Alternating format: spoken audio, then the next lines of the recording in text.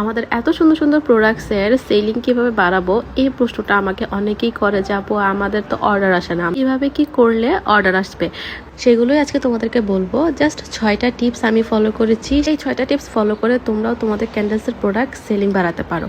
তো tips number 1, নিজের পেজকে একটা দোকানের মতো মনে করতে হবে। এখানে আমি একটা এক্সাম্পল দিই।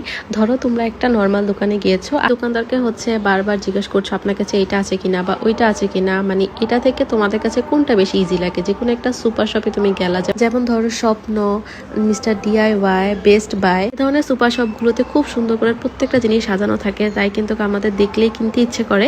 ঠিক সেভাবে তোমরা তোমাদের পেজটাকে একদমই দোকানের মতো করে সাজায় ফেলবা, যেন কাস্টমার কনফিউজড হয়ে যায় কোনটা রেখে কোনটা নিবা। তোমরা আমার পেজটাই দেখো, দেশের বাইরে থেকে যখনই কেউ আমার পেজ ভিজিট করে তখন তারা দেখে যে আমার পেজে খুব সুন্দর সুন্দর কালেকশন আছে, দ্যাটস ওয়াই তারা অনেক কিছু একসাথে অর্ডার করে ফেলে। টিপস নাম্বার 2, অবশ্যই নিজের ছবি আপলোড দিতে হবে। এখন ধরো তোমার পেজে সব বিদেশি ছবি আপলোড দেওয়া বা প্রিন্টার্স থেকে কালেক্ট করে আপলোড দেওয়া, বা বুঝাই যাচ্ছে সেগুলো গুগল কালেক্টেড ছবি, তখন কিন্তু কাস্টমার জাস্ট পেজটা ঘুরেই চলে যাবে, সে কিন্তু তোমাকে মেসেজ পর্যন্ত দিবে না। সেই জন্য সবসময় চেষ্টা করতে হবে নিজের ছবি আপলোড দেওয়া। টিপস নাম্বার 3, বেশি বেশি রিলস আপলোড দেওয়া। আমি ডেইলি 4টা করে রিলস আপলোড দিতাম। তো রিলস বেশি বেশি আপলোড দেওয়ার কারণে কিন্তু আমার পেজ খুব তাড়াতাড়ি গ্রো করে, সেই সাথে আমার ভিডিও মানুষ বারবার দেখার কারণে কিন্তু অনেক অর্ডার আসে। টিপস নাম্বার 4, কাস্টমারকে ইম্পর্টেন্স দিতে হবে, অনেক রেসপেক্ট করতে হবে।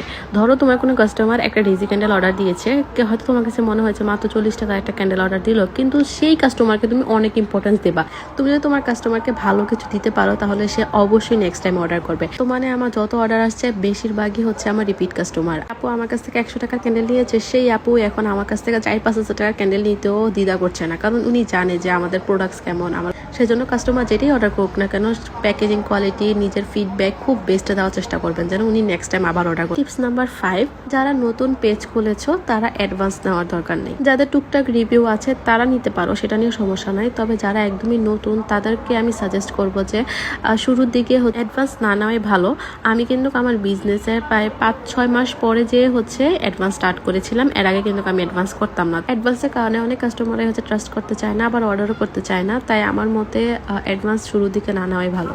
টিপস নাম্বার 6, আর সব থেকে ইম্পর্টেন্ট এটাই, ধরো তোমার কোনো কাস্টমার ক্যান্ডেল অর্ডার করেছে, তাহলে ওনাকে অবশ্যই ক্যান্ডেলটা বানানোর পর ছবি দিবা।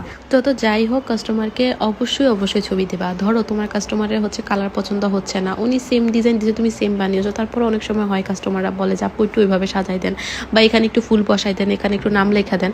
তো তখন ঠিক যেভাবে কাস্টমার বলে ঠিক সেভাবে করবা। তুমি যখন কষ্ট করে 2 থেকে 3 বার কাস্টমারকে বানিয়ে দিবা, তখন দেখবা কাস্টমার কিন্তু তোমাকে অনেক রেসপেক্ট করবে, যে আপু অনেক ভালো, আপু যেভাবে বলেছে সেভাবে বানিয়ে দিয়েছি। ইভেন এই ধরনের কাস্টমার কিন্তু দেখবা যে অন্যদেরকে রেফারও করে, যে ওই পেজ থেকে নাও, ওই পেজের ওনার অনেক ভালো, ওই পেজে যেভাবে বলি ঠিক সেভাবে বানিয়ে দেয়। এই জন্য কাস্টমারকে অবশ্যই ছবি দিবা, সেটা একটা ডেইজি হোক না কেন।